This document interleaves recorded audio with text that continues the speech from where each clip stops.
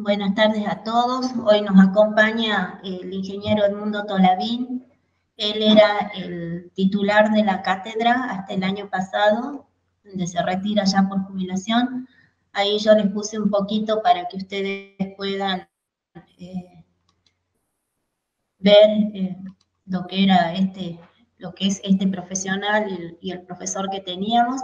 El ingeniero Edmundo Tolabín es magíster en Ciencia y Tecnología de los Materiales por la Universidad Nacional San Martín, en convenio con la Comisión Nacional de Energía Atómica. Fue y es asesor del grupo Holcim hasta hoy. Realizó trabajos de ensayo de no destructivo y mantenimiento en la energía central nuclear de embalse, eso fue en el año 98.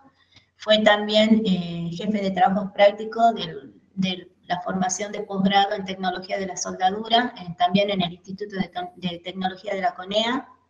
Y bueno, fue profesor titular de Ingeniería de Materiales, de toda la cátedra de materiales hasta el año pasado. Así que, bueno, donde se retiró a principios de año, así que eso es. Actualmente él es asesor de varias empresas y con su hijo han formado una empresa consultora donde trabajan con todo lo que es control de componentes industriales, tanto en plantas como en control de calidad final de productos. Así que bueno, era más o menos ustedes para que lo conozcan, para que tengan idea de quién es. Acá en la provincia y todo lo que es el NOA fue el primero y el único que hizo todo este tipo de trabajos, así que un avanzado en la materia. Bueno, para que ustedes lo conozcan y sepan un poquito de él, para que vean ¿sí? Y bueno, y Nora nos concede un poco de su tiempo, así que siempre agradecidas porque siempre está con esa predisposición a enseñar y a compartir sus conocimientos. Bueno, para la ingeniería, la tarea en planta industrial es básica por la misma responsabilidad profesional y el título que tenemos de ingeniero. No hay mucho para escudriñar en investigación y en publicaciones, eso a posteriori. Básicamente hay que manejar plantas industriales. Y desde ese punto de vista, bueno, los equipos están sometidos en general a grandes solicitaciones y desgaste, que eso es bueno porque quiere decir que hay producción. Sería no muy eficaz que los equipos no tengan ningún defecto, falla o anomalías como que no se estuviesen utilizando. Y en ese sentido yo les recomiendo que le den una importancia prioritaria a lo que es inspección visual, porque eso en el tiempo, en función de la densidad de trabajo que vamos desarrollando, es un factor casi definitorio. La inspección visual directamente nos lleva a tomar decisiones respecto de la integridad, falla o estado en que se encuentra cualquier equipo, sea un eje, un casco de un horno, sea un tanque de reacciones químicas, o el componente que fuese, la inspección visual desde ya nos da el primer impacto para decidir. En práctica, nosotros vamos a ver una técnica de detección de defectos superficiales, como es la de partículas magnéticas.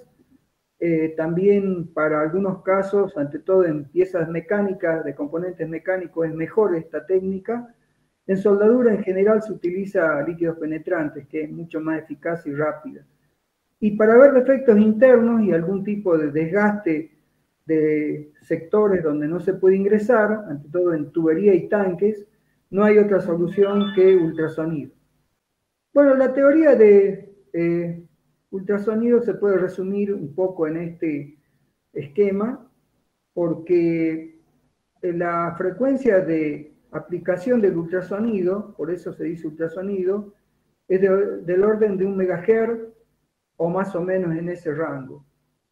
Si uno puede aumentar la frecuencia, disminuye la longitud de onda, como se ve ahí en el diagrama, se puede penetrar mejor, en menor penetración en los materiales, perdón, o sea que las distancias que puede recorrer la energía ultrasónica a través de una onda elástica es menor y se pierde sensibilidad o detectabilidad, perdón, mayor sensibilidad, mayor detectabilidad. Repito entonces, para mayores frecuencias, por ejemplo 5 o 10 MHz, tenemos una longitud de onda menor, una menor penetración, quiere decir que la distancia es más corta, pero una mayor sensibilidad o mayor detectabilidad. Al revés, si tenemos menor frecuencia, perdón, 1 MHz o menos de 1 MHz, que es muy poco usual, en hormigones se usa 0,25 MHz, se tienen mayores longitudes de onda, pero la penetración también es mayor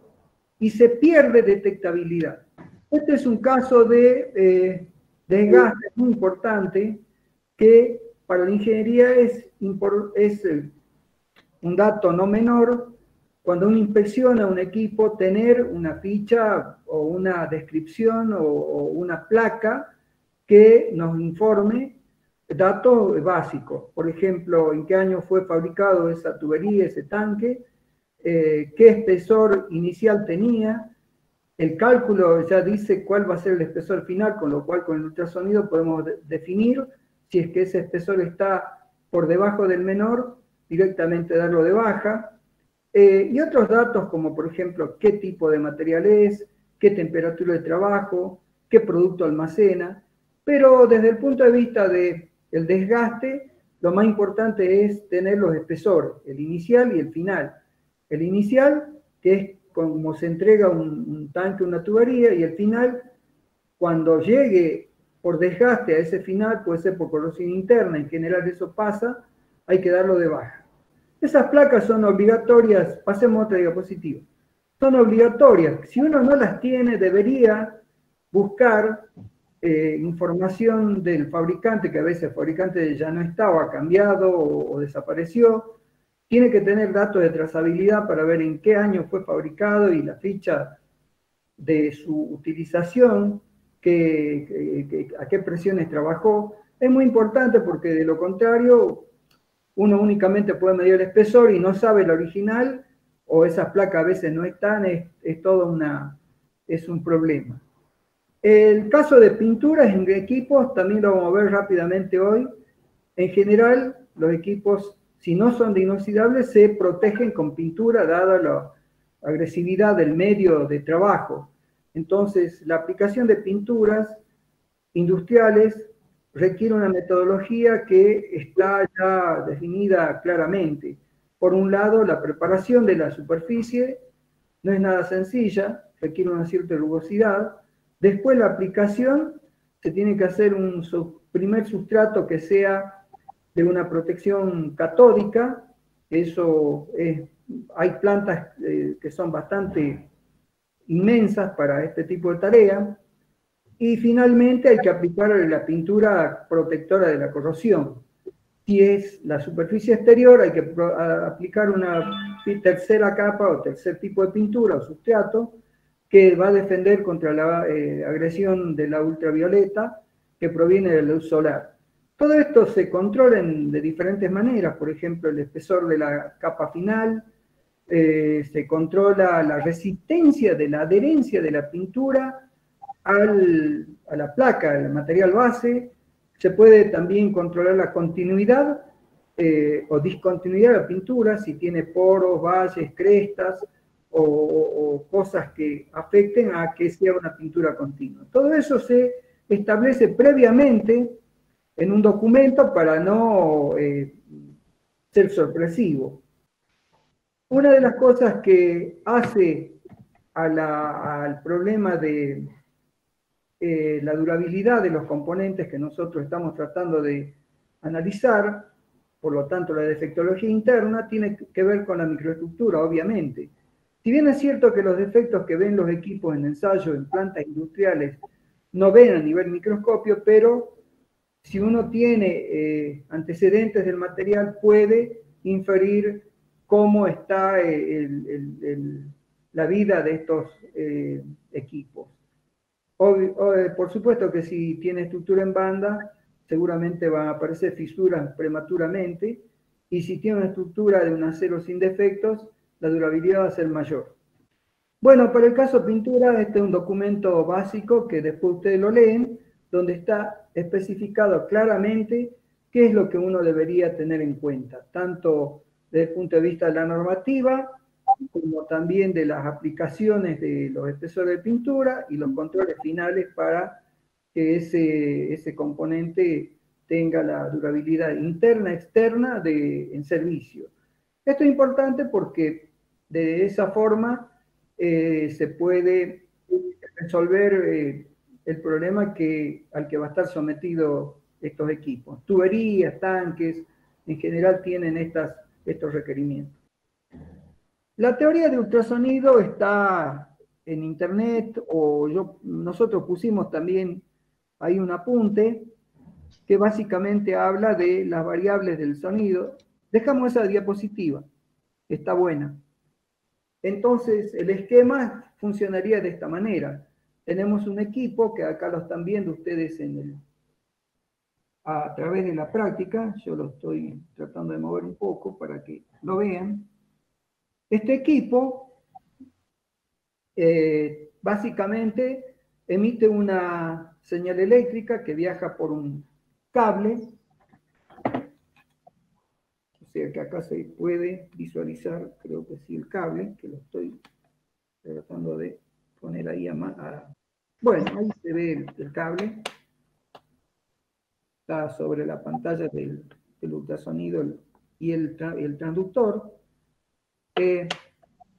Cuando la señal eléctrica llega al transductor, a este cristal tiene la característica de transformar esa señal eléctrica en mecánica, o sea, en deformaciones, a razón de 1 MHz, 2, según lo que está escrito. En este, por ejemplo, dice 2,5, o sea que vibra el cristal 2,5 millones de veces por segundo, mecánicamente se deforma, se agranda y se achica en campo elástico, y esa vibración es la que se transmite al material, que en este caso puede ser, por ejemplo, un eje.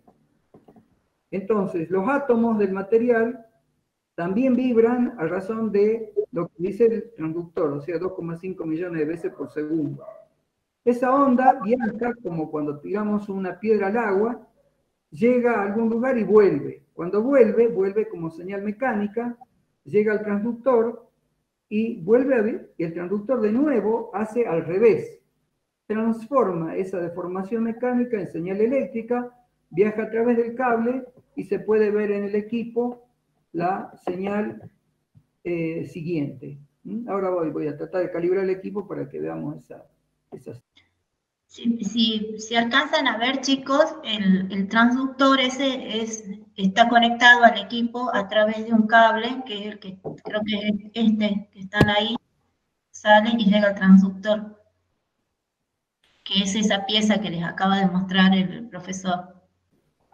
Sí, felizmente se despegó el cable, así que voy a cambiar de equipo. Bueno, si lo puede alejar un poquitito. Bueno, acá se ve bien la pantalla. ¿Ahí? Ahí está, sí. Sí, voy a cambiar el transductor porque el transductor el cable se salió. Vamos a poner otro que es más consistente. Se pueden poner distintos tipos de transductores, esos son los que emiten la señal. Tienen distinta calidad según lo que uno esté buscando en cuanto a profundidad de campo de estudio o de espesor, lo que uno esté estudiando. Entonces se puede cambiar y tener distintos transductores. Claro, los diámetros son diferentes. Claro. Y ahí uno puede ir, como les decía en la ecuación inicial, puede ir a mayor distancia, con menor detectabilidad. Hay que ver la frecuencia también. Bueno, ahí tuve que... Bueno, no sé, ahí se alcanza a ver cómo reacciona la señal. sí, ahí lo tienen conectado y lo que no vemos es dónde está apoyando el transductor. Sí, lo golpeo. Lo está tocando, sí. Es como que uno lo está hablando a un micrófono. Ahí ustedes ven una señal acá que nos da una lectura de 90. y ahí nos dice 99. ¿Se lee, no?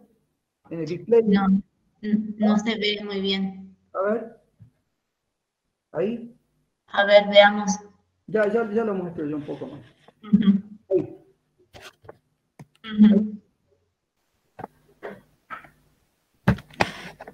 Ya lo muestro, Claro, está al revés, por eso le va a costar leer, pero igual. Ahí se ve. Bueno, es importante que tengan en cuenta lo siguiente. Acá yo tengo un calibre, ya lo muestro.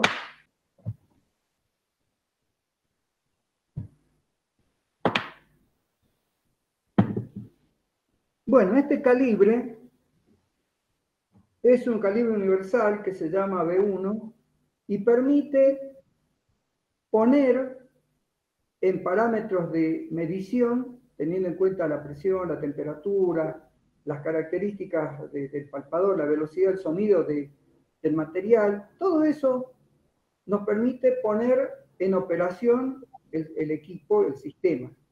Por ejemplo, acá la distancia vertical son 100 milímetros. Entonces, yo debería leer en el display con el transductor que estoy utilizando los 100 milímetros. Veamos cómo pasa eso. Ya está conectado y ya mismo lo vemos. Bueno, ahí se ve. Si ustedes ven ahí, yo por ejemplo desacoplo y cuando hago el acoplamiento, puedo, el acoplamiento, esto hay que utilizar grasa o aceite o algún tipo de, para posibilitar que esto deje pasar la señal. Sí, se me descalibró la distancia.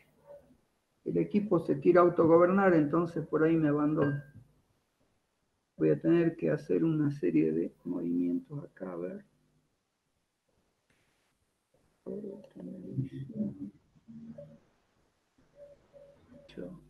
Estoy calibrando el equipo.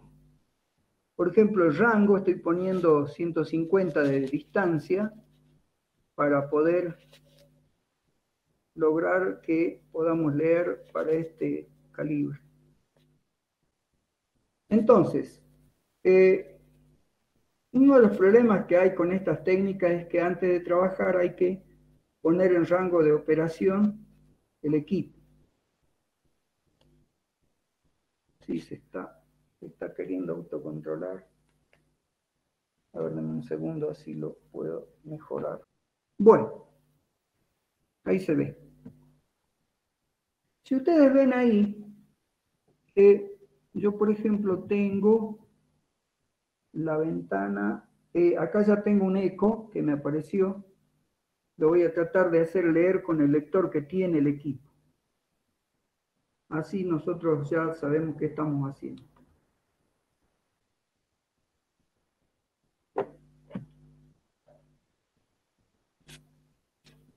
Ahí se ve. Bueno, a ver si quiero leer ahora. Sí. Bueno, ya está leyendo algunas señales. Ahí vemos la distancia que tiene este patrón, que son de 100 milímetros. Resulta ser que tenemos acá, ya les muestro, el patrón está fabricado de manera que tiene 3 alturas diferentes. A la derecha es menor, en el centro es mucho menor y a la izquierda es mayor. Eso se llama ajuste de sensibilidad. Repito entonces, a la derecha tienen un escalón que es más corto, yendo hacia el otro extremo. En el medio hay un agujero, una ranura, que me da menor espesor. Y a la izquierda me da el espesor mayor, que sería los 100 milímetros. Tratemos de leer esas 3 lecturas. Así ya completamos la parte de calibración, sensibilidad y qué es lo que el equipo puede leer. Entonces nosotros acá estamos viendo la zona, según lo que se ve en el equipo. Estamos viendo entonces, para lo que dice A, está leyendo arriba, a ver si lo puedo correr un poquito, ahí. Está leyendo algo de 103, en realidad debería leer 100, tendría que ajustar un poco más. Veamos el menor espesor que hemos visto, ahí que hemos leído. Tratemos de ver eso. ¿Ven que ahí lee 89? Quiere decir que hay esa ranura la está leyendo ese defecto que hay ahí, de alguna manera lo está observando, que es muy chico y la idea es que lo pueda ver. Y en el otro lado,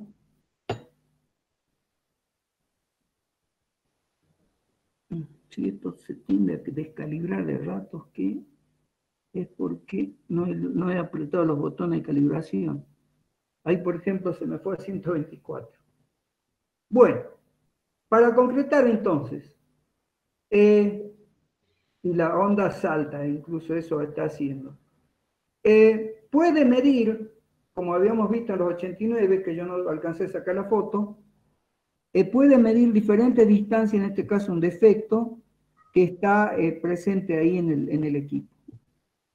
Esta técnica es interesante utilizar en ejes largos o en piezas de gran longitud, donde se puede ver defectos en la mitad o fisuras. Ahora, con la misma idea, vamos a tratar de ver espesores, que eso es un poco más dentro de lo que yo les hablé de tanques.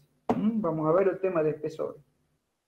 Para espesores hay transductores de doble cristal, que son, por un lado va la señal y por el otro lado vuelve. Acá lo voy a mostrar, ahí se ve.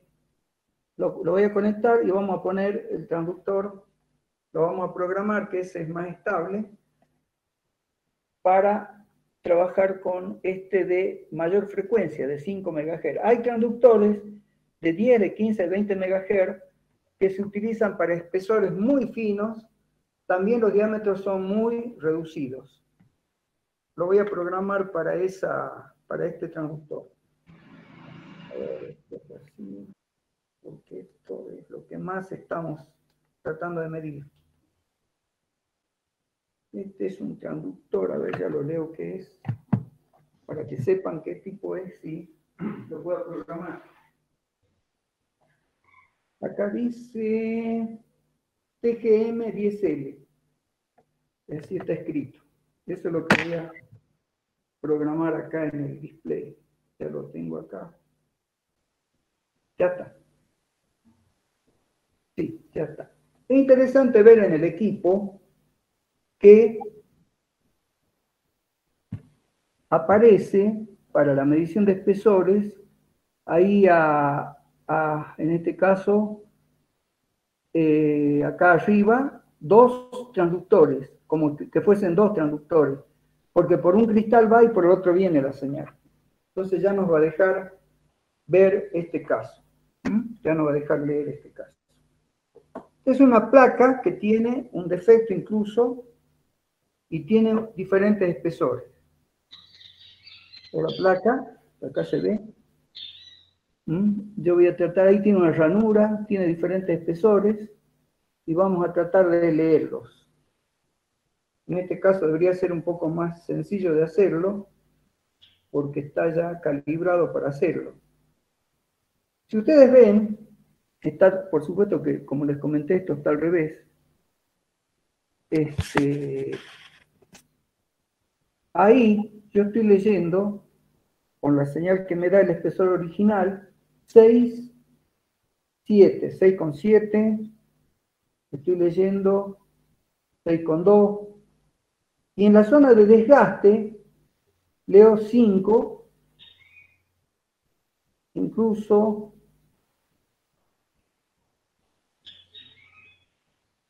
una disminución del espesor, porque así está hecha la probeta para que podamos estudiar.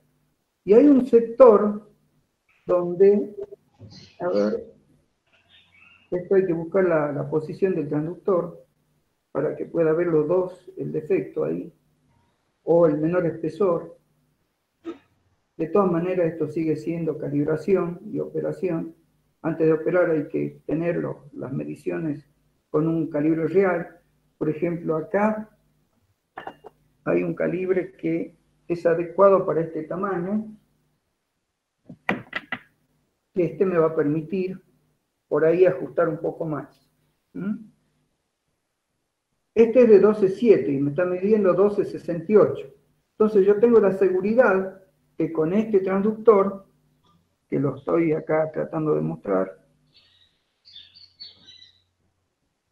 con este transductor de ese espesor, puedo decir que estoy midiendo bien algunas de estas piezas que son de desgaste. ¿Ve? Por ejemplo, ahí tiene una disminución de algunos milímetros, de décimas de milímetros. No, un poco más lejos, ingeniero, no se ve. A ver. Sí.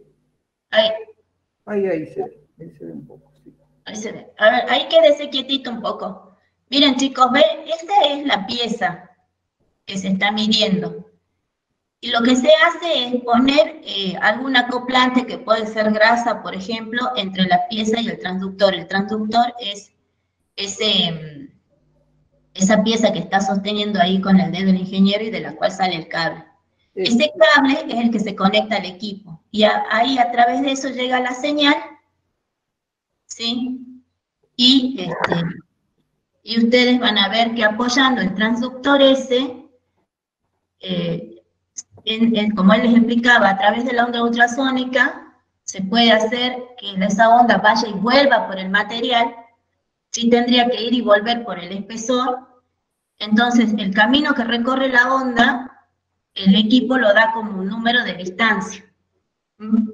Este equipo es relativamente más sencillo de manejar porque, digamos, tira el número directamente. Este es un equipo nuevo, este equipo tiene menos de 6 meses. En los equipos anteriores, simplemente nos salían la pantalla que ustedes ven abajo, que tiene toda la parte de los picos de la señal. Entonces, había que hacer todo un cálculo con respecto a la calibración inicial y calcular en base a cuántos de estos cuadritos hacía el pico y en base a eso calcular el espesor. Entonces, dependiendo del equipo que se tengan, se puede manejar mejor. En este caso, él tiene una plaquita que la usa de calibre porque sabe cuánto mide, entonces eso se puede probar que el equipo está funcionando bien. En algunos componentes donde no se tiene acceso, como por ejemplo un tanque, se apoya en transductor, la señal va y vuelve, entonces se puede leer el espesor de algo con lo que manualmente no podríamos. Bueno, ahí se vio. Se ve la ranura de 3,10 milímetros. Bueno, y ahí él está apoyando, no sé si podría subirlo un poquito, ingeniero, la mano, subirla un poquito arriba más, no, ahí está apoyando él y más lejos. La está apoyando al transductor en una parte donde la pieza tiene un defecto, ¿ven? Entonces la señal va y vuelve, en vez de ir a los 12, vuelve a los 12, a los 7. ¿Cuánto era el espesor completo? 6,54, pero está leyendo los 3 milímetros de la fisura que tiene, se puede llegar a leer que hay que explorar. Recién lo encontré y lo cuando encuentre la fisura, la señal se vuelve a los 3 milímetros, entonces se sabe que a los 3 ya va a haber un defecto. A ver si lo puedo volver a encontrar. Ahí le la paso por hay que explorar un poquito más y es cuestión de estar ahí. O sea, esta señal va y vuelve. Si no hay nada, no hay ningún defecto o alguna discontinuidad en el camino, va a rebotar en el extremo que sigue, en el otro extremo, y vuelve la señal. Entonces va a marcar los 7. Pero ustedes vieron que en algún momento cambió a 3. ¿Ve? Ahí cambia a 3. Ahí está el 2. En ese momento el apoyo donde está un defecto, la señal a los 3 milímetros ya encontró dónde chocar, digamos, y se vuelve. Entonces, 2,52. Se puede saber, ¿ven? Ahí está, los 250 milímetros. 2,52. Claro, ahí ya empieza la discontinuidad o el defecto. Claro, este tema es importante porque es la única forma de saber si tiene picaduras de corrosión, si tiene fisuras, porque es del lado de adentro. Y nosotros no podemos acceder a un tanque, ni a un digestor, ni a una tubería, no podemos entrar. Entonces la única forma es medirlo desde afuera. Bueno, eso sería un poco el tema de desgaste. Y de espesores, la importancia que tiene la técnica. No sé si hay, después hacemos algunas preguntas. Así ya Ahora, podemos... para poder hacer esas mediciones, lo que necesitan es que ese transductor sea el adecuado, porque como les explicaba el ingeniero, cuando varía la frecuencia, varía la penetración de la señal. Entonces, lo que hay que tener es la pericia como para saber elegir cuál es el mejor transductor según lo que uno quiera controlar o medir. Sí, es importante ver que estamos hablando de 6 milímetros, 3 milímetros, 2 milímetros, son medidas tan chicas que requiere de poner todo esto a punto, de estar tranquilo ante todo, de practicar. Y en planta, bueno, sufrimos las consecuencias del sol, de la lluvia, de las altas temperaturas, y esa es la tarea también que hay que... Ahí estoy leyendo 2,73, justo en la fisura, al costado ya la onda. Yo puedo llegar a leer 10 porque la onda se refleja en un borde y hace doble viaje. Todas esas cosas son cuestión de entrenamiento. Así es que no se preocupen por eso, sino que hay certificaciones, habilitaciones, nivelación, para ver la aptitud del que explora. Y después, bueno, el conocimiento de equipo, eso hace que uno también sepa con qué se va a encontrar. Como a modo de repetir y como última cuestión, es importante tener la historia de los equipos. No es lo mismo un equipo que esté funcionando 2 años que 20 años. Y si uno no tiene en cuenta eso, es difícil sacar conclusiones. Finalmente, esto sirve, estas técnicas ayudan a definir el cambio de equipo, porque es la única forma, mediante informes complementarios de otras técnicas, de esta, de alguna de superficial, se puede recomendar cuándo se va a reemplazar un equipo. Paso a partículas, ¿puede ser, Analia? Bueno, sí. La última cosa, si bien ustedes acá lo ven como sencillo porque este equipo tira la lectura directamente, bueno, como les comento, este equipo es relativamente nuevo, lo que está dando vuelta todavía hay muchos son equipos que no tienen este visor, sino que simplemente se limitan a la parte esta inferior que ustedes ven ahí con todas las señales. Y es un poco lo que les decía el ingeniero con respecto a cómo hay que tener. Ingeniero, ¿por qué no apoya, por favor, ahí la muestra y muestre cómo acopla el transductor a la muestra para que ellos vean a la chiquita? Así van a ver mejor. Esa, ¿la apoya ahí? ¿Se ve ahí? No, a la que la apoya en la mesa. La muestra más chiquita. Ahí está. Ahí, y muéstrele cómo apoya el transductor sobre la muestra. Bueno, entonces primero se hace con algún tipo de vaselina o grasa, la superficie se la prepara, o en general uno trata que esté lo más limpio posible, se pone el acoplante a mano con un guante látex, es lo que habría que usar. Acá tengo uno que ustedes seguramente lo conocen, porque es de uso común. Un guante látex siempre ayuda a que uno no se lastime la piel y demás. Entonces, con esto ustedes pueden ya aplicar el acoplante. Creo que ahí se ve, ¿no? Un poquito más atrás. Ahí. Bien. Acoplante y el transductor. Se pone el equipo más o menos que se pueda observar y el transductor se hace esta tarea. De esa manera, a ver, déjenme ver dónde está un poco lo que quiero ver. Está de este lado. Entonces, puedo ver el espesor original, que son los 6,4, 6,7 milímetros, y alguna zona que ha perdido espesor por desgaste. ¿Se ve ahí, Analia? Sí. Bueno, esa es la forma de explorar. No hay que dar tanta presión, sino que hay que tratar de que el acoplante ayude y hay que explorar, hay que buscar.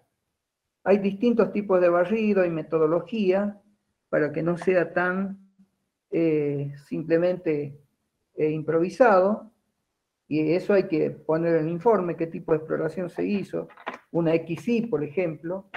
De esa manera se puede hacer los informes que sean entendibles por la gente que va a tener que tomar decisiones, o de reparación, de recambio y demás. Creo que se ve todo, ¿no? Ustedes imagínense que, por ejemplo, con estos equipos se tienen que controlar equipos industriales de buen tamaño. ¿Cuánto tenía el ventilador, ingeniero? 2,5 metros de diámetro. De diámetro, sí. 2,5 metros de diámetro, por ejemplo. El espesor se controla con esto. Entonces, otra cosa que es lo que tiene que tener lo que opera este equipo es saber cómo operar y dónde medir, porque hay sectores que tienen más desgaste y eso siempre se empieza con una inspección visual y con algo de experiencia en planta. Entonces, eso es lo que, porque tú imagínense ir a barrer un equipo que tiene 2,5 metros de diámetro con este transductor o un eje que a veces tiene, no sé, 3, 4 metros, 6 metros de longitud. Entonces, bueno, hay que saber también seleccionar los sectores donde se va a hacer las mediciones. Y la técnica es relativamente sencilla, como ustedes ven, porque es poner en contacto el transductor con la pieza que se desea medir, pero bueno, en este caso él está con una pieza chiquita para que ustedes vean y todo esto. Cuando uno trabaja en campo, como decía el ingeniero, se agregan todas las condiciones ambientales que son problemáticas, ¿no? Normalmente alta temperatura, a veces se trabaja en altura, no siempre se puede apoyar con mucha comodidad el transductor, entonces hay que ver si conviene o conviene un angular.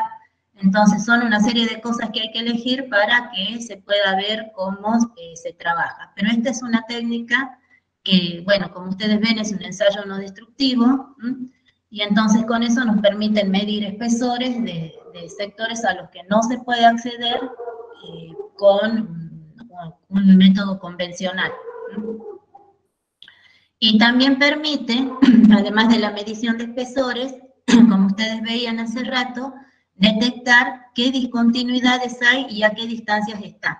También se pueden medir esas discontinuidades, pero para eso también hay que poder saber colocar los transductores, porque normalmente lo que se desea es que la señal entre en determinado ángulo con las discontinuidades. Pero esta es la forma de operar. Este equipo lo adquirieron hace, como les decía, pocos meses. ¿Cuánto, ingeniero? A mí me gusta siempre que los chicos sepan más o menos los precios de las cosas. ¿Cuánto más o menos sale un equipo de estos? Y ahora anda alrededor de los 7, 8 mil dólares, los más baratos. Bueno, 8.000 dólares más barato. Los transductores vienen también aparte. Un transductor, 2.000 dólares. Sí, alrededor de 2.000 dólares. Un transductor, 2.000 dólares. O sea que con ese equipo y un transductor que ustedes están viendo son 10.000 dólares de inversión. Pero bueno, también, digamos, después cuando se hacen estos trabajos, que no hay mucha gente que haga estos trabajos, se puede recuperar. Pero bueno, eso es lo que tiene por ahí esta técnica en particular, que digamos que el equipamiento es caro. Y bueno, como les decía, está entre los más nuevos porque, bueno, ya tiene un algoritmo que directamente va tirando el número. Todos los anteriores, nosotros que tenemos en el laboratorio, que ese ya tiene unos cuantos años, había que interpretar las mediciones, o sea, no tenía un lector directo, no tiene un lector directo. Igual es bastante fiel y una vez que uno lo aprende a manejar, lo hace como si estuviese leyendo el número. Pero bueno, digamos, el otro no tiene todo lo que tiene ahora. Y no siempre alcanza con un solo transductor, como él les mostraba, hay que tener distintos tipos, con distintas frecuencias, con distintos ángulos, para poder barrer todas las alternativas. Ese es un transductor. Para poder barrer las alternativas en cuanto a las posiciones, en cuanto al tipo de equipo y demás que se requiere. Así que hay que tener un equipamiento, calculen a 2.000, a ver, un poquito más atrás, ahí está, ¿ven? Por ejemplo, ese es otro angular, ¿este es angular? Sí, para 70 grados para soldadura ese. Este es para soldadura, este tiene un ángulo, quiere decir que la señal sale con un ángulo de 70 grados, Y normalmente ese es el que se usa para soldadura. Si ustedes usaran un transductor que es recto, normalmente ese no alcanza a los lugares de soldadura donde están los riesgos, entonces hay que poner esto. Y se usa otro de 30, no, de 45, entonces, bueno, hay que tener el equipo y un juego al mínimo de unos 6 transductores con distintas frecuencias y distintos ángulos para poder trabajar en planta con todo. Cada transductor, más o menos $2.000. Y hay que tener buenos cables, porque si no se corta como hoy. Claro, y esta es la otra. Bueno. Peripecia pasa y en lo mejor que uno estaba trabajando. Entonces, con nosotros podemos medir, es el único equipamiento con el que se pueden medir fisuras internas, fisuras que se encuentran no en la superficie, sino dentro de las piezas. Y bueno, entonces con este equipamiento es el único que se puede hacer. Entonces, cuando vamos a inspeccionar una planta, por ejemplo, o hacer todas las mediciones o controles que se hacen, bueno, tiene que ser obviamente durante una parada de planta, o sea, tengamos todos los equipos parados, y se proceden a hacer las mediciones.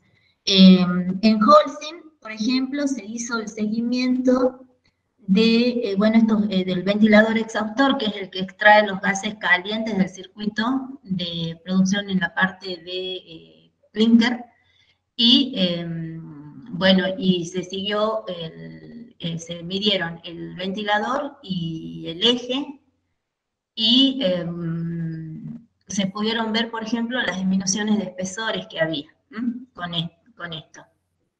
Entonces, bueno, a raíz de eso, ya después más otros estudios, como siempre les digo, esta es una batería de estudios que se hacen, se puede ver si están en condiciones o no entonces, este es uno, y ese es uno de los ensayos no destructivos más importantes, bueno, porque se hace con este equipo que trabaja a una frecuencia de ultrasonido. Bueno, creo que yo sé que no se puede ver muy bien, chicos, pero bueno, es lo que podemos hacer para que ustedes puedan mirar, aunque sea conozcan cómo son los equipos. En tamaño también han ido cambiando mucho. Este es un equipo relativamente liviano también, porque imagínense cargar estos equipos. Bueno, al principio cuando se está caminando por la planta es sencillo, pero ya cuando se lleva medio día, un día de trabajo, ya como que van pesando, así que bueno, eso también han ido evolucionando en peso y en calidad de lectura, podríamos decir.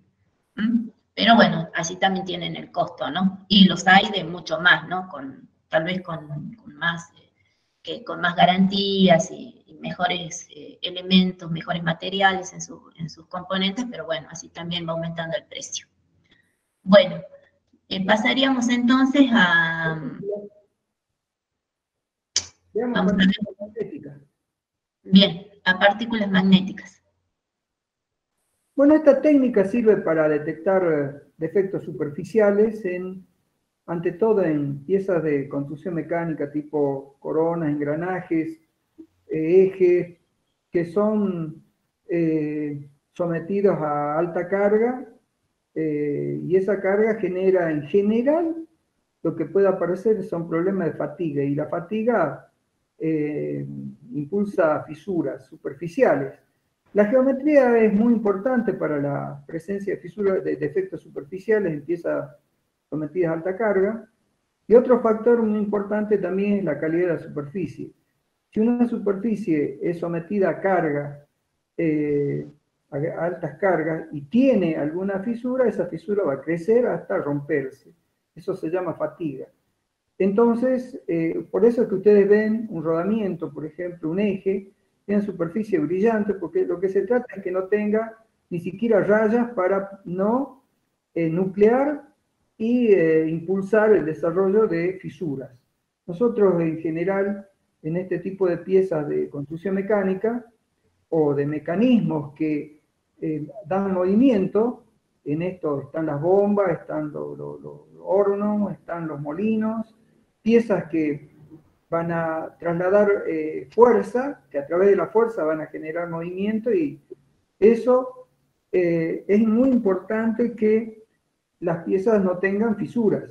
Y si aparece alguna, se elimina. Si nosotros detectamos con esta técnica una fisura superficial, se procede a un amolado, a un rectificado localizado, se elimina, sea cual fuese la pieza.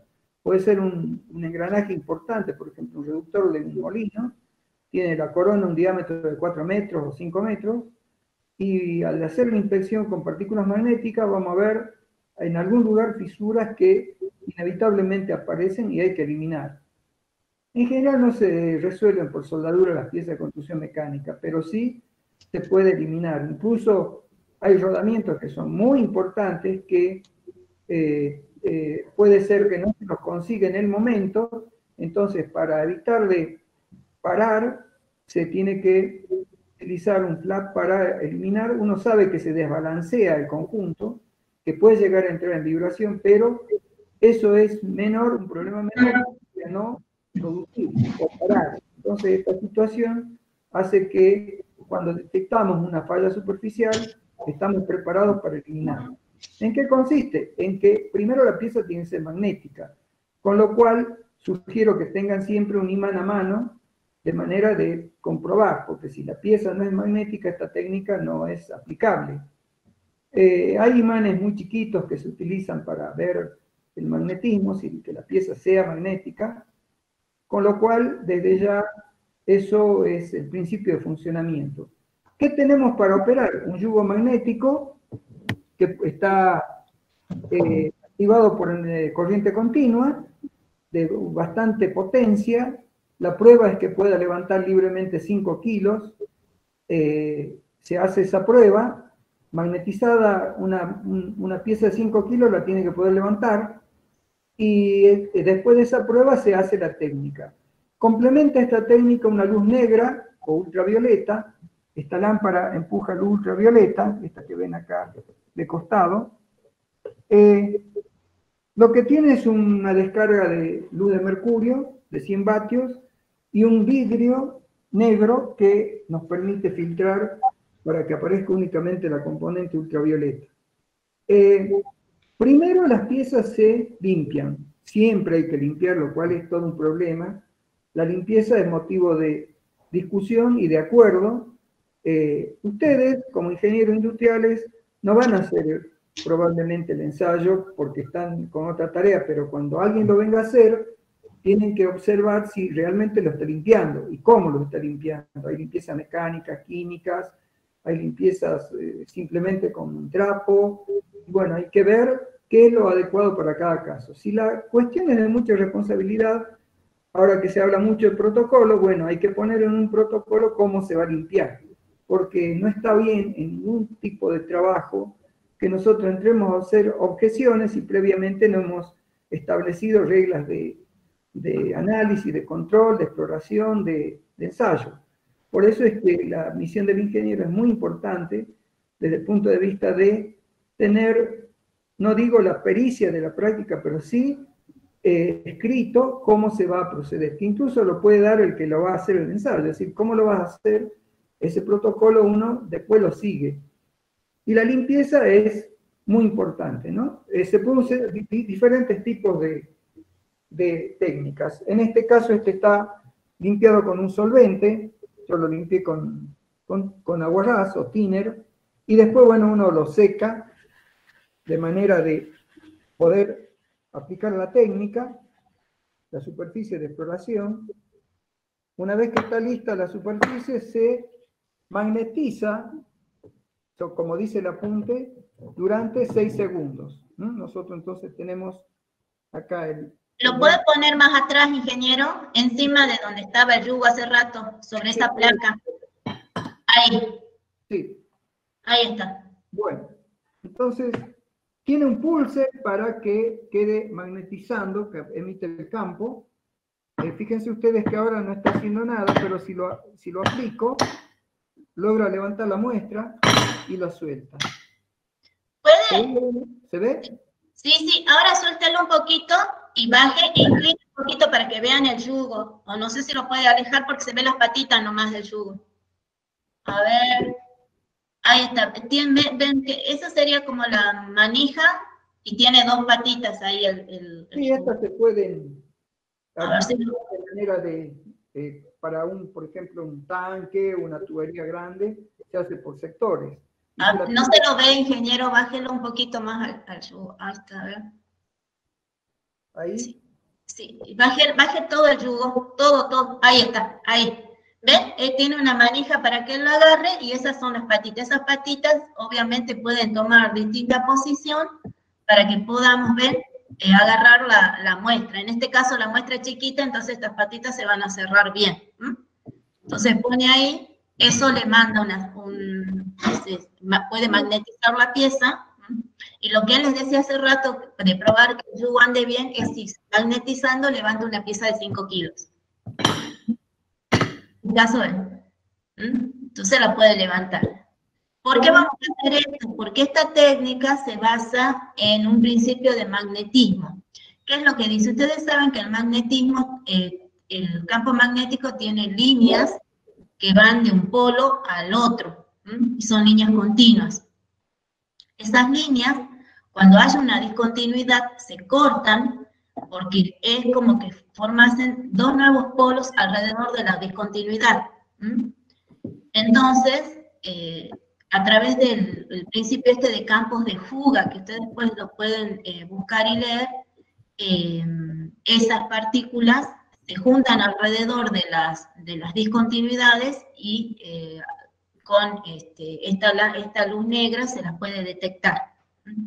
Después vamos a ver bien si podemos explicar un poquito más cómo es el principio, pero sí, esto se basa en principios de magnetismo, y dentro de lo que es el magnetismo específicamente en lo que es el campo de fuga, donde hay discontinuidades, se cortan las líneas generando nuevos campos, entonces todas las partículas que vamos a rociar sobre la pieza se acumulan alrededor de las discontinuidades y se pueden hacer visibles. ¿Sí? Ahora, cuando ya veamos operando un poquito más, lo vamos a entender. Sí, sigamos. Bueno, acá tenemos las partículas preparadas o un aerosol, que es donde están las partículas magnéticas. Son pequeñas particulitas que cuando el material esté magnético se van a adherir. La aplicación en este caso, una emulsión, en este caso es thinner con partículas a razón de 2 gramos por litro. Creo que por acá tenía una muestra del polvo de partículas, que lo pueden ver acá. Ese polvo se compra, ¿sí? Son partículas de granulometría bien finita y después se prepara la suspensión esta, que son las partículas en solvente, que esa es la que les está mostrando. O el aerosol. O se compra en aerosol. Depende de qué es lo que uno alcanza, o a veces como uno alcanza o es más caro o no hay. Aerosol últimamente no hay, entonces hay que ir a buscar las partículas. Y una vez preparada la emulsión se aplica sobre la superficie ya magnetizada. En este caso, esta superficie ya la hemos magnetizado, no sé si se ve ahí. Sí, ahí se ve. A ver, bueno, entonces yo la voy a hacer, obviamente, como cualquier emulsión preparada, hay que batirla bastante para que las partículas no queden en el fondo. Encima son limaduras de hierro que son pesadas y van al fondo. Y se aplica.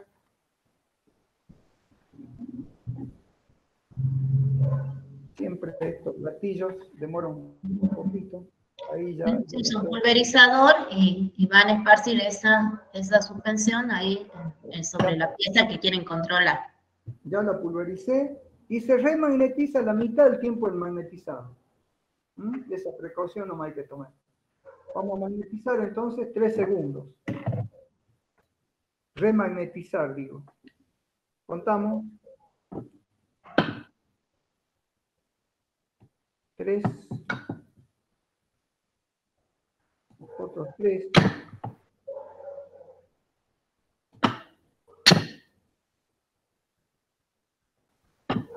Y ya podemos observar. Ya podemos observar con la luz negra a ver qué pasa. ¿Qué se ve? Las lámparas son también bastante caras, estos equipos son complicados siempre. No sé si se alcanza a ver ahí. A ver, sí. Bueno, yo veo varias Bueno, figuras. a ver, saque un poquito la lámpara para que ellos vean que no se ve nada. Aléjala la lámpara de la pieza primero, ingeniero, para que vean cómo se ve sin nada. Claro, no ¿Ven? se ve. Sin la luz no se ve nada, o sea, ahí está, ahí tienen la pieza. Pero ahí ya, las partículas se han ido agrupando alrededor de las fisuras. Cuando él alumbra la luz, esto es como cuando ustedes ven, alumbran un billete, vieron que para ver si es verdadero la ponen debajo de una luz. Bueno, este es el mismo efecto. Entonces ustedes pueden ver, ahí se ve claramente cuáles son las fisuras. Esas líneas que ustedes ven sobre la pieza son fisuras que se hacen evidentes con este método. ¿Sí? Bueno, estas fisuras están un poco groseras porque estas son muestras preparadas exclusivamente para que ustedes puedan ver con facilidad cómo se ven. Pero bueno, no siempre es tan sencillo mirarlas ya cuando se está trabajando en línea. ¿Ven todas esas líneas que están acá en la parte inferior de la muestra? No sé si las puede indicar con un poquito, ingeniero, yo de acá no. Ya las indico. A ver si podemos indicarlas con algo. Igual esta le voy a poder sacar una foto y se la subo. Bueno. La práctica pasada no fue mejor en ultrasonido porque el equipo Sí, no estaba endemoniado. sí, se pudo ver mejor, pero ya voy a ver si se la puedo bajar. Ven, por ejemplo, ven esa que está indicando él, es una fisura. ¿Sí? Que se revela, ven, esa es otra. Es como les digo, es como ver un billete, pero bueno, no siempre es tan fácil, ¿no? Como les digo, estas probetas las están mal templadas a propósito para que se fisuren y puedan verse, ¿sí? Cómo salen las fisuras. Ahí pueden ver cómo se revelan las fisuras. Hay varias acá. Muchísimas. Sí. Bueno, eso es, ahora, estas fisuras, bueno, como les decía, esto no es un número, hay que interpretar un poco, hacer a ver cuánto están, cómo miden, cuánto pueden estar, todo eso lo hace un poco la experiencia. Y hay que anularlas. Claro. Hay que pasarle a emulador o alguna técnica de eliminarlas porque no se Bueno, puede. cuando estas fisuras se encuentran así, si nosotros encontrásemos esto en un componente real, esto es peligrosísimo, ¿sí? Porque puede llevar a la rotura.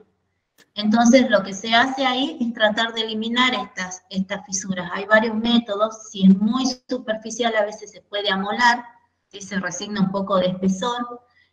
Por ahí a veces lo que se acostumbra a hacer también es hacerle en el extremo de la fisura se hace una perforación de manera que ¿cómo se llama, ingeniero?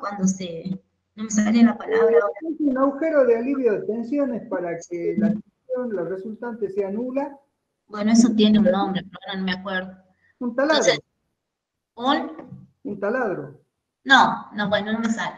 Un arresto o algo así, bueno, no me sale la palabra bien técnica, pero lo que se hace es hacer un agujerito donde empieza y termina la fisura y de esa manera se evita que continúe, porque cuando se tiene el redondito, la distribución de tensiones es sobre toda la superficie del redondo y se anulan las tensiones unas a otras y la resultante es cero. Entonces se puede evitar que se siga expandiendo la fisura. Claro, en el extremo de la fisura la tensión es la más alta de todos los casos, es decir, sigma al cubo, a la quinta puede ser, dependiendo Sí. del ángulo. Es decir, cuando se tienen discontinuidades que tienen ángulos agudos, en esos ángulos siempre hay concentración de tensiones. ¿Qué quiere decir? Que ustedes van a tener en esos ángulos, en la punta de esos ángulos, en la punta de las fisuras, van a tener que los valores de tensión son a veces hasta 3 veces el valor de la tensión que se está aplicando. Por eso se dice concentración de tensiones, ¿sí? Y normalmente esas tensiones empiezan a actuar en las 3 direcciones. Entonces, lo que se hace es tratar de evitar que existan estas discontinuidades con esas puntas agudas y se las va eliminando. Cuando se puede, se las elimina mediante un amolado si fuesen muy superficiales. Cuando ya son más importantes, en algunos casos se puede hacer un arresto, sería, de la fisura haciendo una perforación en los extremos. Eso evita que la fisura se propague y en vez de que se concentren las tensiones, por física, ustedes deben saber que si nosotros aplicamos tensiones a una pieza redonda, estas se distribuyen alrededor de toda la pieza, siendo la resultante cero. Entonces, aplicando ese principio de física, se hace un agujerito donde empieza y donde termina la fisura y se puede producir el arresto de esa fisura. Quiere decir que ya no va a seguir propagándose. Pero para poder hacer eso hay que encontrarlas. Y ahora, en cuanto al tamaño de las fisuras y cuando empiezan a ser incidentes, ahí ya entra a jugar un poco lo que hablábamos en la clase pasada de integridad. O sea, está fisurado, pero ¿tiene integridad o no todavía la pieza? ¿Puede o no todavía dar resultado y puede trabajar sin que sea riesgosa? Bueno, eso es lo que se evalúa, ¿sí? Para evaluar si la longitud de una fisura es ya peligrosa, bueno, ahí se hacen una serie de cálculos, que eso se trabaja con técnicas de lo que se conoce como tenacidad a la fractura, y se establece si, bueno, todo el equipo puede seguir trabajando o no. ¿Por qué? Porque una vez que pasa determinada longitud crítica, el equipo puede romperse, porque la fisura se propaga a la velocidad del sonido. Entonces, el detectar la fisura es muy importante. Pero, como les digo, la longitud de la fisura depende del componente. En una oportunidad, hace unos años, en el horno de Holcim, que ese horno tiene 50 metros de largo y más o menos 3,5 metros de diámetro, se encontraron una fisura, una de 90 centímetros y otra de 1 metro. Pero, dada la dimensión del horno, no, se podía seguir trabajando. Lo que sí, en la primera parada se repararon con por ejemplo, hubo que amolar y después reparar con soldadura. Y la soldadura de los componentes en ejercicio es bastante complicada de hacer. Pero bueno, son distintas cosas que se pueden ir haciendo para que el equipo no tenga una ruptura catastrófica o una falla catastrófica.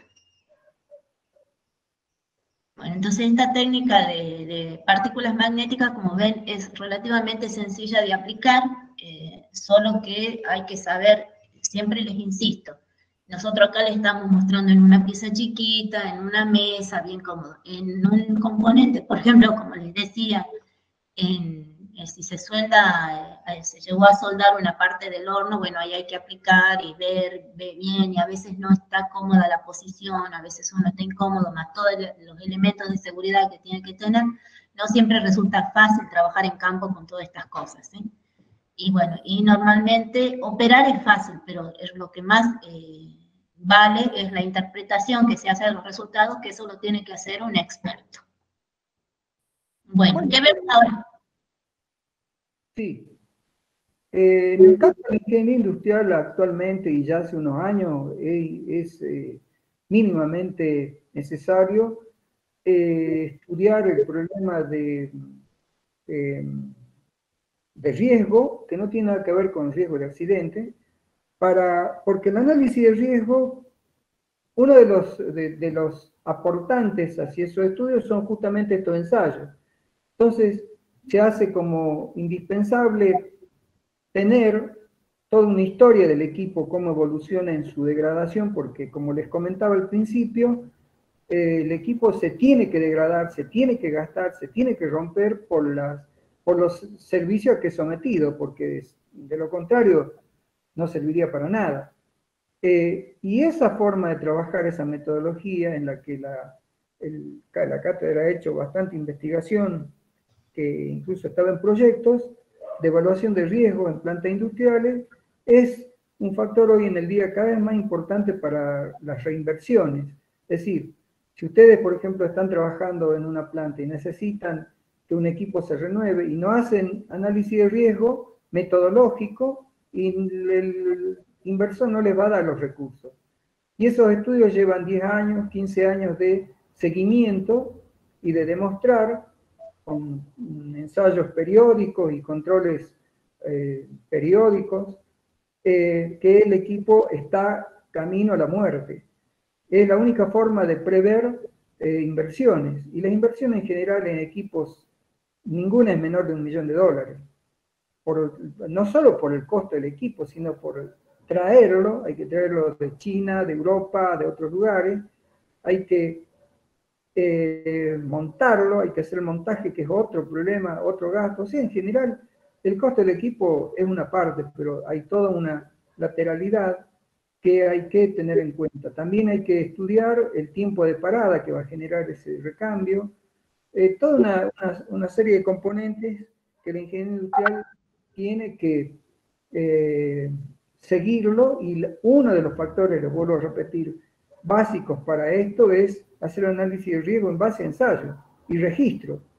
No hay otra forma de demostrar que ese equipo ya no va más o cuánto tiempo le queda. Normalmente lo que yo he estado viendo es que no menos de 2 años demoran alrededor de 2 años en tomar en hacer un cambio de un equipo desde el momento que uno ha preestablecido ya el fin de vida del equipo. Por ejemplo, yo digo que, como decía la ingeniera, un ventilador que tiene semejante diámetro, una masa de más de 1 tonelada y opera a 1000 RPM, es un peligro que no se puede soslayar. Con lo cual, si yo digo que el equipo le quedan 2 años de vida, recién ahí se empieza a prever su recambio. Es decir, no se hace de un día para otro, porque las inversiones también la justifican de todos lados, y los tiempos son más o menos 2 años desde el momento que uno ya sabe que lo va a cambiar, pero para esos 2 años previamente hay que hacer inversiones durante 10 años antes. O sea, ¿cuántos años hay que seguir los equipos para llegar a una situación que el inversor o el dueño o los responsables autoricen ese recambio?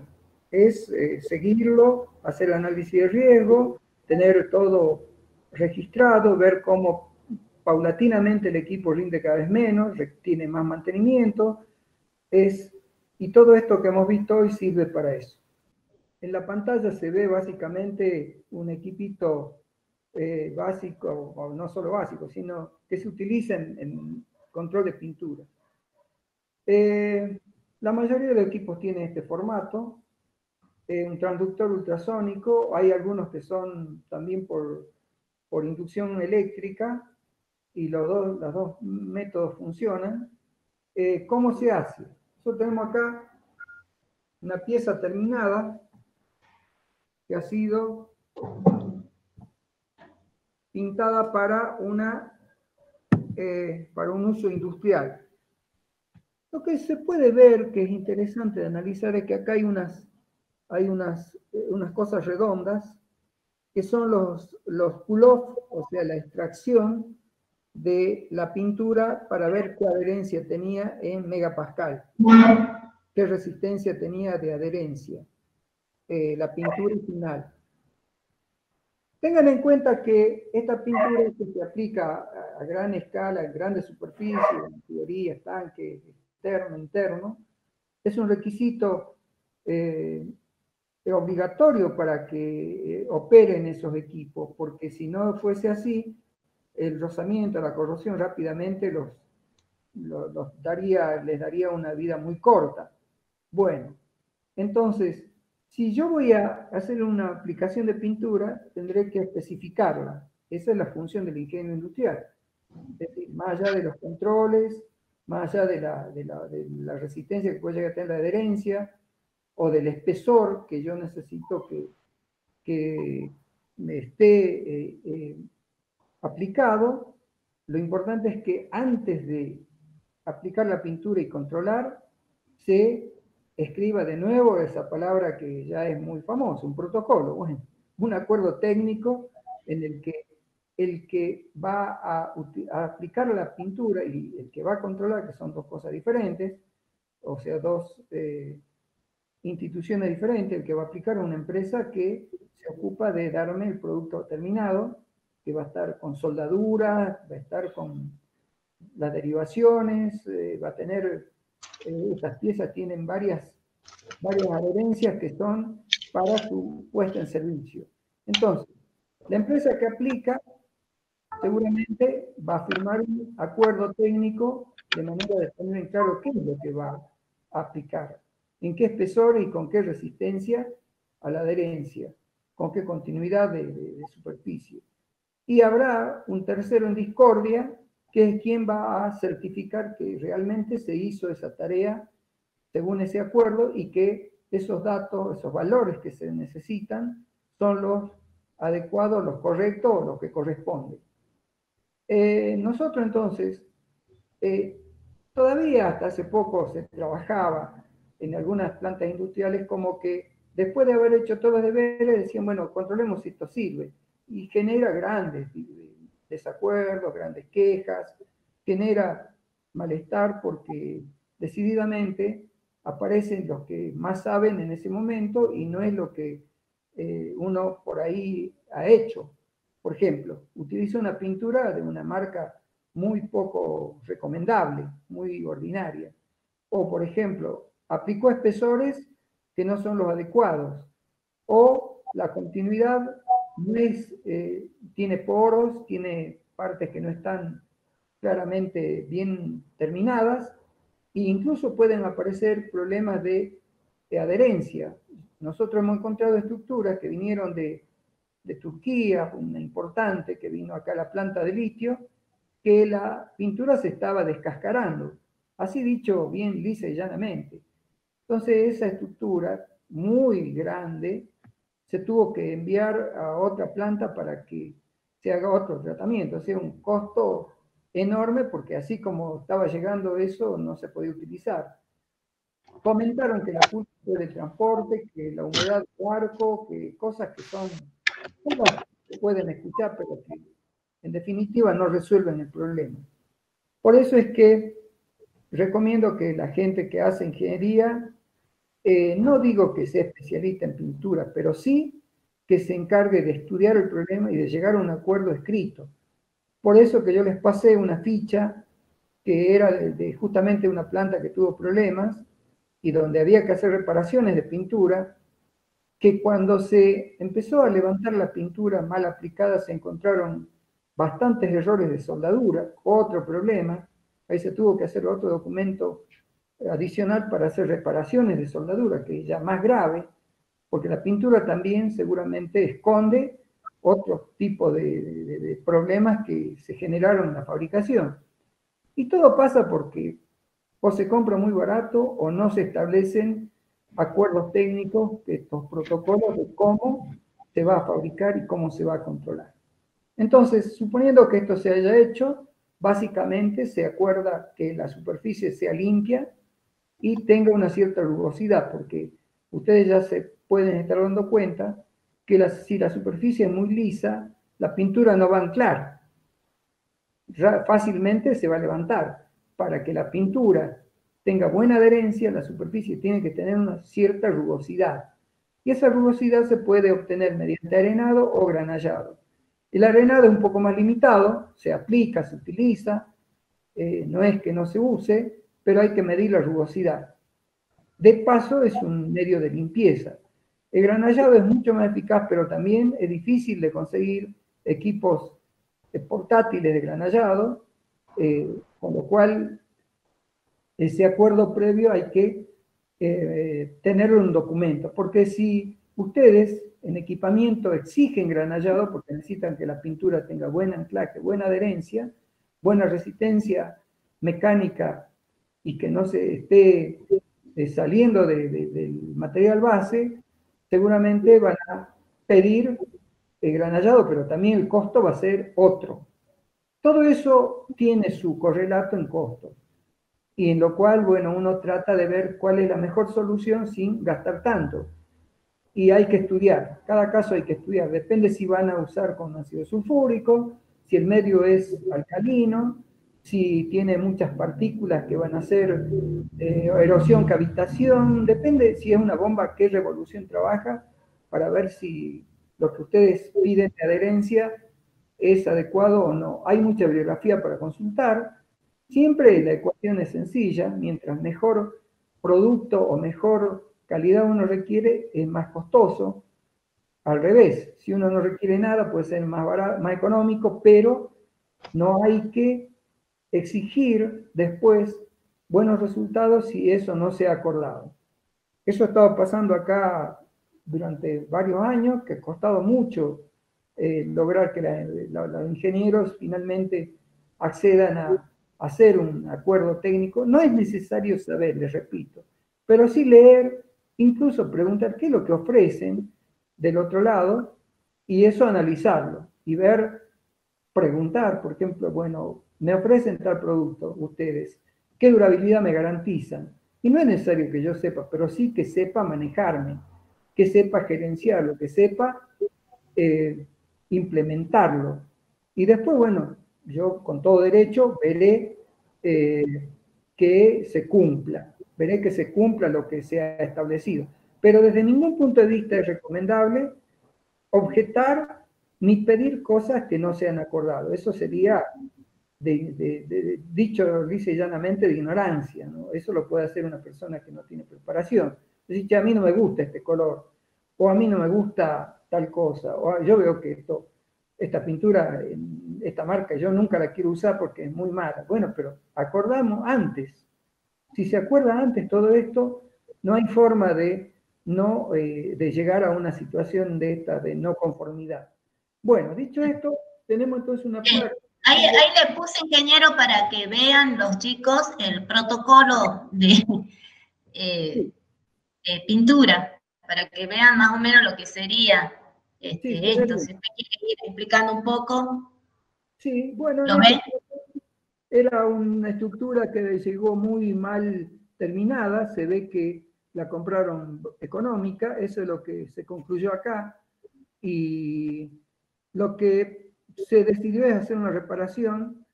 Se llevó a Buenos Aires una planta bastante grande de Techín para que hagan la reparación porque acá no había posibilidad de hacerlo, y se acordó hacer granallado, que es todo un desafío, porque como les comentaba, equipos de granallado portátiles casi no hay, son muy costosos y eso se cobra, ¿no?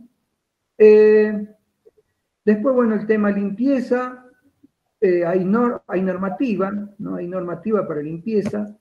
Es importante en este punto ver, dice grado de limpieza, habla de valores, de cierto tipo de manchas que puede llegar a aparecer, pide una rugosidad básica. Después de hacer rugosidad hay que hacer un lavado. Yo he visto hacer lavado. Se hace lavado con algún líquido preparado, emulsionado a alta presión. Ustedes de eso habrán visto ya los equipitos de presión para limpieza. Hay ciertas temperaturas que hay que respetar. No se puede hacer ni con demasiado calor ni demasiado frío. O sea, hay una serie de condiciones que son limitantes, ¿no? Después viene la aplicación de la pintura, vuelve un poquito, porque creo que va arriba la pintura, o no, no, va abajo, No, bajo, va. va abajo.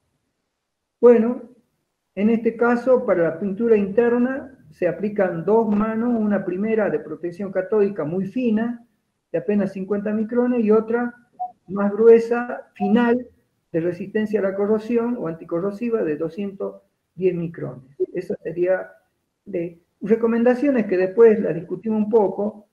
El proveedor de la pintura decía que la segunda capa se tenía que aplicar entre 3 días y 30 días, ¿no? La gente estaba muy apurada, quería que se aplique después de las 5 horas. Ahí se tuvo una discusión que no estaba acordada, porque esperar 3 días para aplicar la segunda mano puede ser un tiempo de mucho costo. Y en definitiva se logró acordar que se iban a esperar 3 días para asegurar que estuviese seco la parte de protección catódica en base a zinc, la primera capa. Y el espesor final se acordó para 320 micrones y con eso se hacían los controles intermedios con el equipo de ultrasonido de pinturas. A ver, volvamos para ver 2, 4 y 2 y final.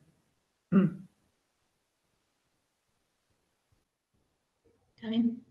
Entonces, los ensayos sobre pieza terminada es espesor, que ahora vamos a hacer una medición de espesor, es resistencia a la adherencia, que vamos a ver también el tema de resistencia a la adherencia. A ver, acá tengo el equipo. Este es el medidor de espesores de pintura. De una placa ya pintada, terminada. Y tengo el rugosímetro, que no vamos a medir ahora porque la pieza ya está pintada. Esto del rugosímetro sirve para medir cuando la pieza no está pintada, sino a probar si tiene la rugosidad que nos piden. Entonces nosotros directamente vamos a medir el espesor final de pintura, a ver qué está dando el equipo. ¿Cómo se hace con este equipo ultrasónico? Se tienen unos calibres de espesores que están certificados. Siempre vemos el revés, la habilidad que tenemos. En este caso, este está midiendo 290 micrones. Este está hecho para 290. Hay calibres, acá el kit, la bolsita, me da calibres más finos. Este está para 50, por ejemplo. Y después hay para 400, para 1000. Hay diferentes espesores de calibres para medir. El equipo tiene una placa de acero y otra de aluminio, dependiendo qué es lo que sobre qué vamos a medir. Nosotros vamos a usar el de acero para calibrar. Con el pulser encendemos el equipo. Ahí creo que se puede llegar a ver. Sí, ahí se ve. Encendemos el equipo y calibramos sobre acero a ver qué es lo que nos está midiendo. ¿Se ve ahí? Sí. Bueno, ahí tenemos el pulser y mide 285 acá. Y el calibre mide 290, con lo cual yo, si digo que calibro, le voy agregando el valor para llegar a los 290. Estos problemas pueden aparecer por temperatura, presión, recalibro. O sea, chicos, siempre esto que calibre que les habla el ingeniero son piezas o son componentes que ya vienen medidos por equipos de alta calidad. Entonces, ¿qué es lo que se hace? Se mide primero eso que ya es conocido para ver que el equipo esté funcionando bien. Y una vez que se calibra, entre comillas, eso, o sea que se puede, en realidad es un ajuste, se ajusta el equipo a la medición conforme el patrón que tenemos, entonces ya podemos empezar a hacer mediciones confiables, ¿sí? De esos patrones, bueno, no todos los equipos se pueden ajustar. En algunos casos lo que se hace es hacer un corrimiento o ver por lo menos si está dentro del rango de medición. Pero en este caso él tiene el patrón que es de 290 era y ahora está midiendo 292. O sea, está dentro del rango. Ahora veamos cuánto, porque dice más o menos 5, dice el calibre.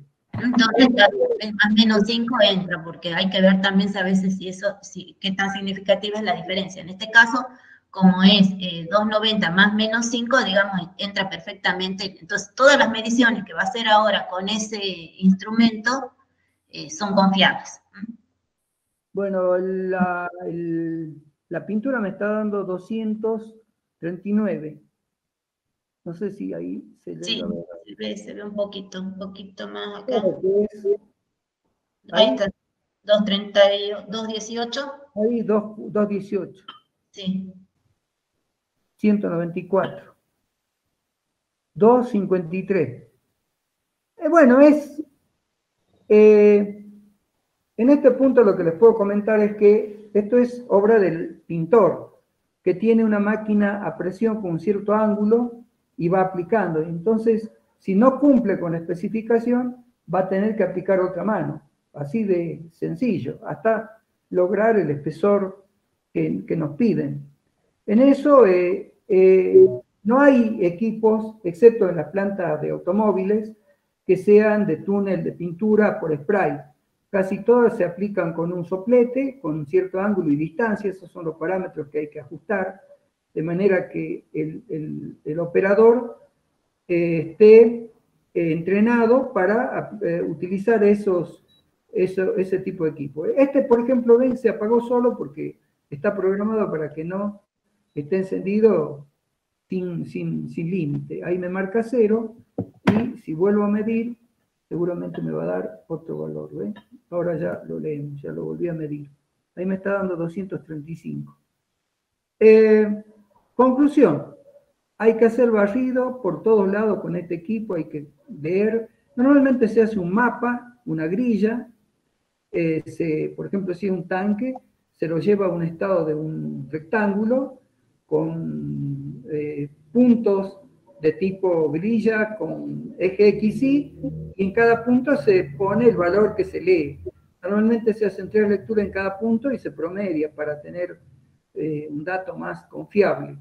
Después, bueno, se hace una estadística, se puede hacer una campana de Gauss, una varianza, se puede también calcular si estamos con valores muy separados o no, eso se acuerda con qué nivel de variación se va a trabajar, y de esa manera se puede llegar a liberar un equipo por pintura.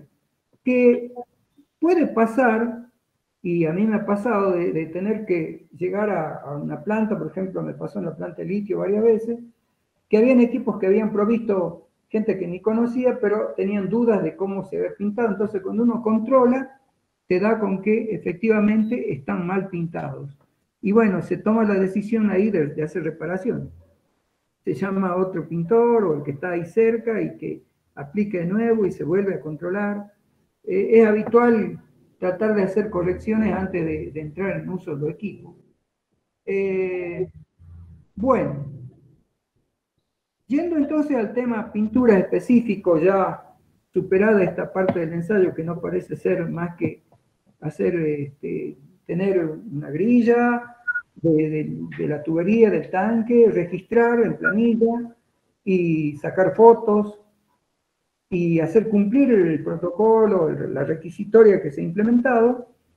La pintura tendría algunas otras consecuencias como la que les comenté yo, que son básicamente resistencia mecánica. No tengo acá el equipo de resistencia mecánica, pero sí lo usamos bastante, que es un ensayo bastante desagradable porque si llega a dar que la resistencia mecánica no sirve, baja, hay que rehacer el trabajo. Pero ¿cómo se procede en ese caso? Lo que se hace es hablar con el fabricante de pintura para que me garantice que va a tener una cierta adherencia a la pintura mayor de 2, 4, 7 megapascal o kilogramos, perdón, por centímetro cuadrado, kilogramos por centímetro cuadrado, que serían 20, 30 megapascal. Se habla con el fabricante y él prepara la pintura de manera que sobre cierta rugosidad tenga esa resistencia.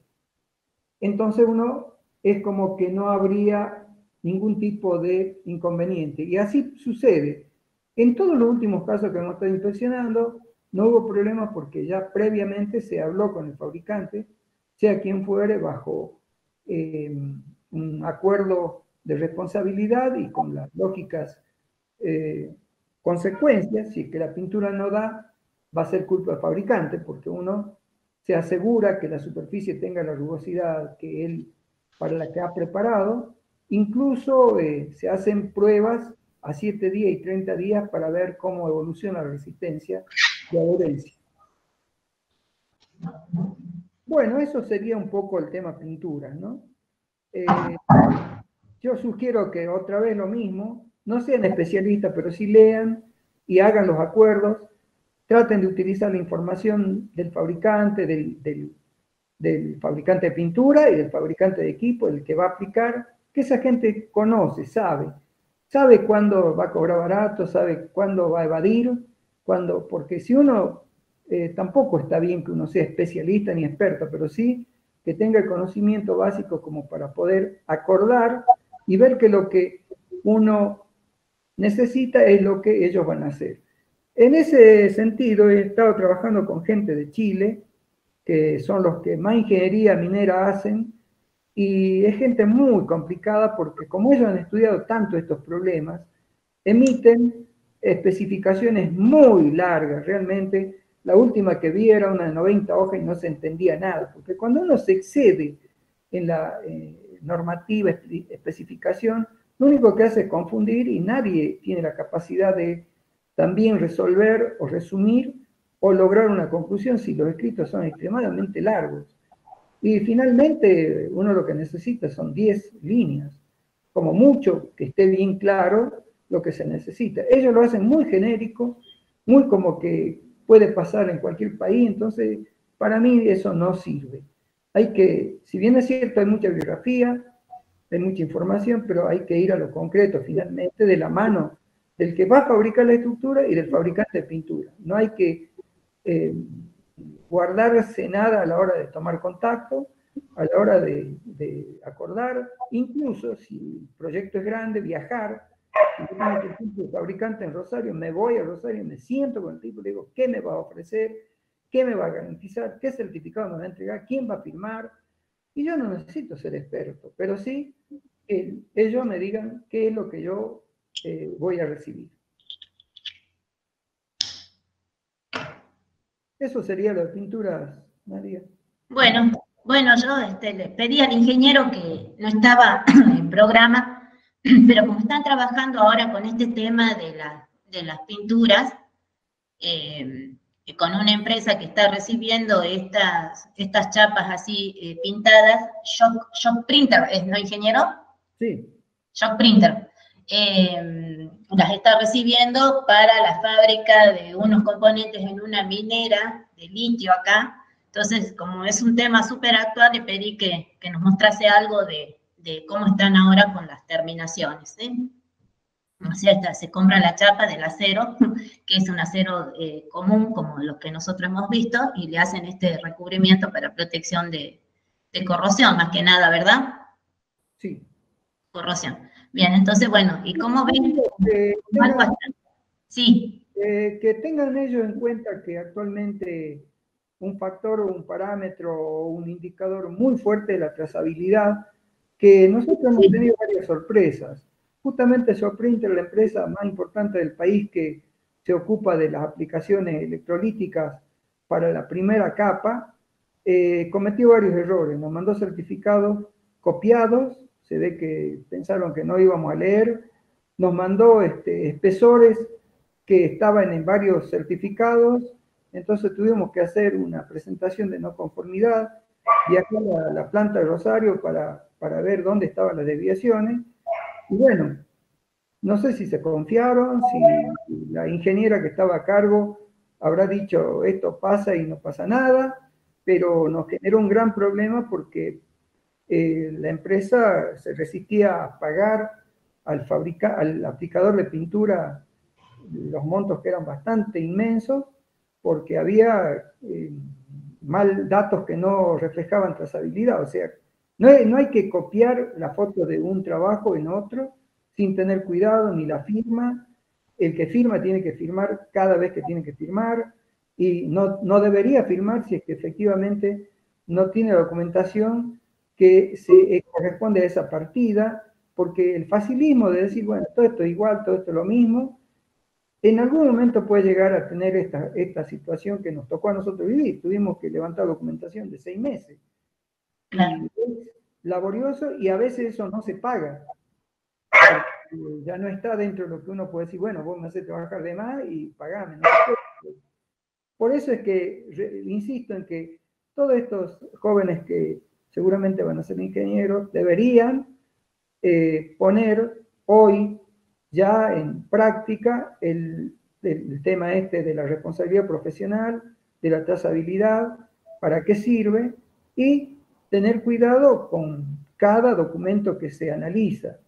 Porque en definitiva nadie es sabio, nadie va a terminar haciendo ultrasonido ni fácilmente, porque yo hace 25 años que hago esto y todavía le pego una errada, como habrán visto hoy, me traicionó el cable, el equipo se puso loco, pero el ingeniero que tiene responsabilidad, como el que son ustedes, van a tener que estar muy atentos a una lectura profunda, a ponerse en contacto, a acordar cosas previamente, sabiendo que algunas no van a ser de lo que ustedes necesitan, pero es eso lo que hay, y no tiene ningún sentido detectar errores si uno no ha previsto o ha preestablecido acuerdos, porque eso es ya de un ignorante, un tipo que no tiene estudio, el ir después que se ha fabricado todo a reclamar, a decir que no está de acuerdo, que no le gusta, que no sirve, que eso eso lo puede hacer alguien que no tiene formación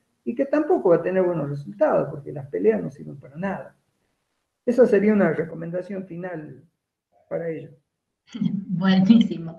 Bueno, a mí me gusta siempre, ya el ingeniero nos dejó el año pasado, pero nosotros siempre lo invitamos, porque bueno, él realmente es un ingeniero con mucha calle, como se dice, porque bueno, con experiencia en planta y experiencia real. Nosotros en algún momento hemos podido también hacer bastante experiencia y por eso también hemos ido, como yo les comenté, cambiando el perfil de la materia y dejar de hacer cálculos y cosas que no van a aplicar para darles cosas como estas, que son más concretas, más reales y que les van a servir en planta, ¿no?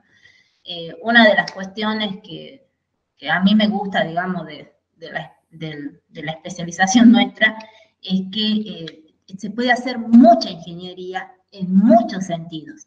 O sea, por ejemplo, todo este trabajo que ustedes están viendo de pintura surge porque un taller local, aquí un taller jujeño, logra un contrato con una de las mineras, como les digo, estas que están explotando litio. Entonces ellos le construyeron, el contrato que tenían es para construir una serie de equipos entre los que estaban unos tanques. Y esos tanques, digamos, se usan con estas planchas de acero que van pintadas. Y bueno, ellos sabían obviamente que esto tiene que ir pintado, sabían una serie de cosas, pero por ejemplo ahí, ¿qué tipo de equipamiento se puede utilizar? ¿Qué tipo de controles? ¿Qué se puede hablar con el proveedor? Que se puede hacer un protocolo sobre la pintura? Y que eso está normalizado, todo eso, porque bueno, la persona esta que logró este contrato, ellos saben mucho porque tienen el taller hace años y han ido agrandándolo y haciéndolo.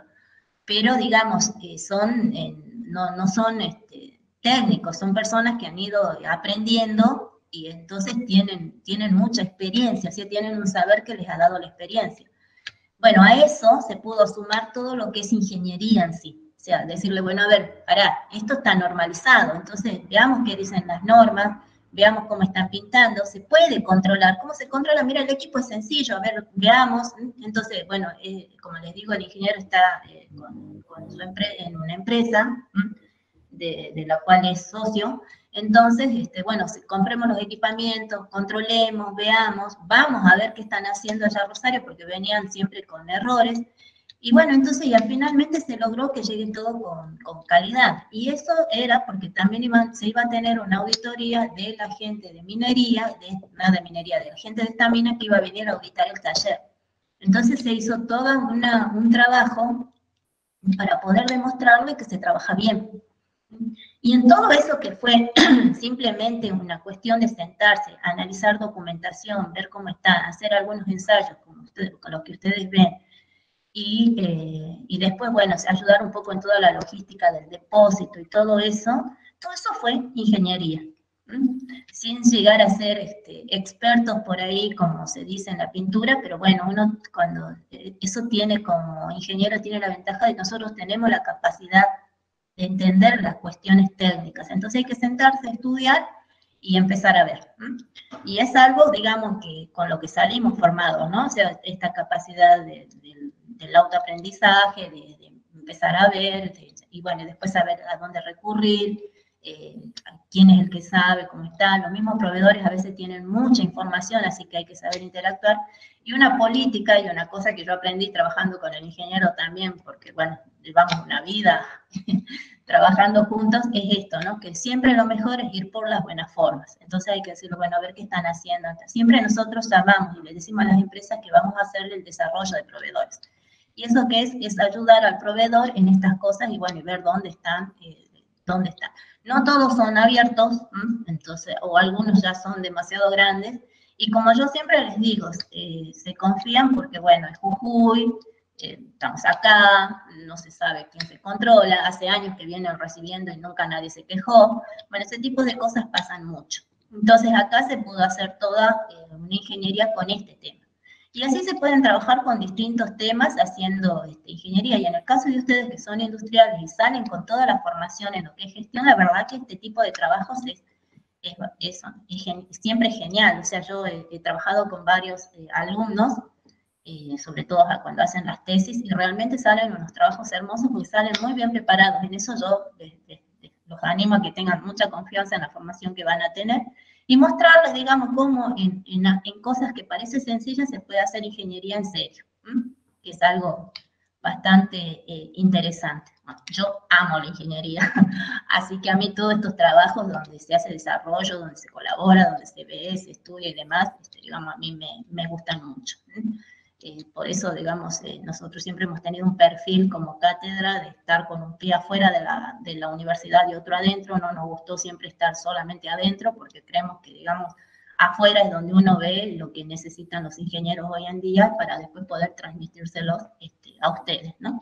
Así que, bueno, y esta es una de las últimas cosas en las que se trabajó, entonces, bueno, yo quería que el ingeniero se las muestre. No tiene ahora el equipo, pero bueno, esos redonditos que ustedes ven ahí, es un equipo como que se apoya y, digamos, como que chupa la pintura, entonces se puede medir la fuerza, disculpen el término, extrae la pintura y se puede medir la fuerza con la que, digamos, tiene la resistencia que tiene la pintura. Entonces, ese tipo de cosas que ustedes ven que es sencillo, en realidad se puede poner mucha ingeniería ahí, porque aunque no lo crean, ahí hay muchísimo dinero en juego. Esto se compran en muchas cantidades y también se ayudó con toda la logística de cómo se va a hacer, porque la parte de la capa de protección catódica la hacía una planta y la pintura otra, entonces ahí hubo que hacer toda una coordinación, toda una logística, y bueno, llegaron a buenos resultados, pero como les dicen, fue un trabajo de varios meses. Así que bueno, no tenemos los otros equipos para mostrarles más cosas, pero bueno, hemos tratado de mostrarles algo para que no sea totalmente solo las presentaciones. Como dice, la vez pasada, el cuatrimestre pasado, le dimos a otro grupo de chicos algo parecido y nos salió mejor la parte de ultrasonido, pero bueno, lo importante es que ustedes vean que hay cosas que se pueden aplicar. Bueno, muchas gracias, ingeniero. Yo, como siempre, muchas gracias porque siempre está dispuesto a colaborar y siempre dispuesto a enseñar. Y él es uno de los ingenieros más completos que yo conozco, porque si bien es metalúrgico, se maneja con principios de mecánica, sabe la parte de gestión, sabe analizar la documentación, saben hacer un montón de cosas, así que, bueno, es como modelo a seguir en lo que es ingeniería.